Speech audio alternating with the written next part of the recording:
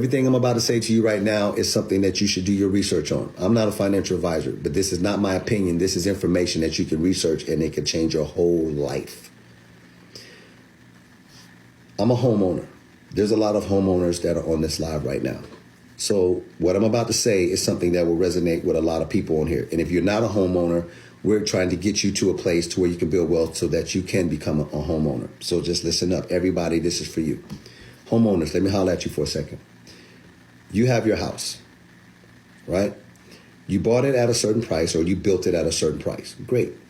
Over the years, it has started increasing in value. It is an appreciating asset. Let me ask you a question.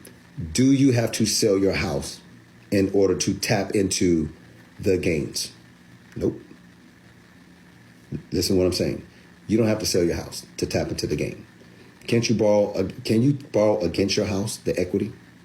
Isn't there stuff out there called like HELOCs, home equity lines of credit and stuff like that? Of course. You don't have to sell your house to tap into the equity. It's an appreciating asset, right? Somebody say, yep, that's true. Bitcoin is an appreciating asset. You do not have to sell it. You can lend it out. Listen, banks make money. This is going to blow some people's mind. Banks make money when you deposit your money into a savings account. If you take your $100, you take $100 and you put it in the bank, it's called fractional reserve banking. They can lend up to 8 or 9 times what you put in. So if you put $100 in, they can lend up to $800 or $900. But Calvin, I only put $100 in.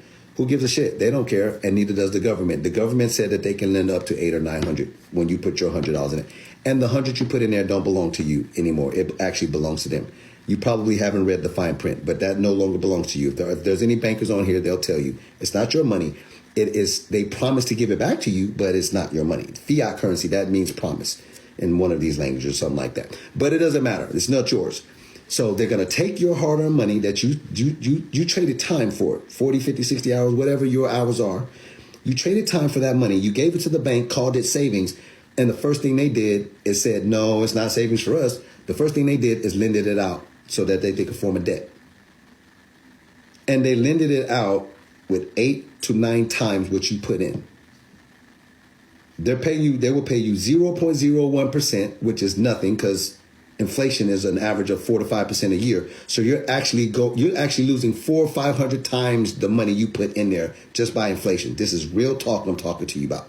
So they take your $100 and they lend it out to the people in your community at 3 to 15% interest rate, depending on their credit and depending on what they want to borrow. House, car, credit card, 3 to 15% interest. They're getting rich off of your money, and it's fractional reserve banking. Now, wait. Calvin, make this. You got to be kidding. Wait. So if the bank is lending and making money, what about your Bitcoin? Your Bitcoin is an appreciating asset. Did you know that you can lend your Bitcoin out and make money on it? Wait, what? Yeah. Did you know that you can borrow against your Bitcoin? It's an appreciating asset. Bitcoin is $100,000. Did you know that you can borrow against your Bitcoin? What if you wanted to go and buy, you saw a duplex and it was $50,000. Did you know that you can take out a loan, a leverage? You can go and borrow against your Bitcoin. Let me get $50,000. My Bitcoin is worth 100 G. Let me get 50,000. There's 2 units, right?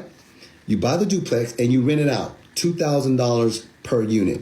You got $4,000 now in cash flow. Plus you have an asset, another one that is appreciating in value. Well, how much? Do I owe any taxes on this or whatever? No, that is a leveraged debt, sir. You can't tax leveraged debt. What are you talking about? There's no taxes on that 50,000. Only thing you have to be careful of is margin, right? If your asset falls below what you actually borrowed, then you get a margin call.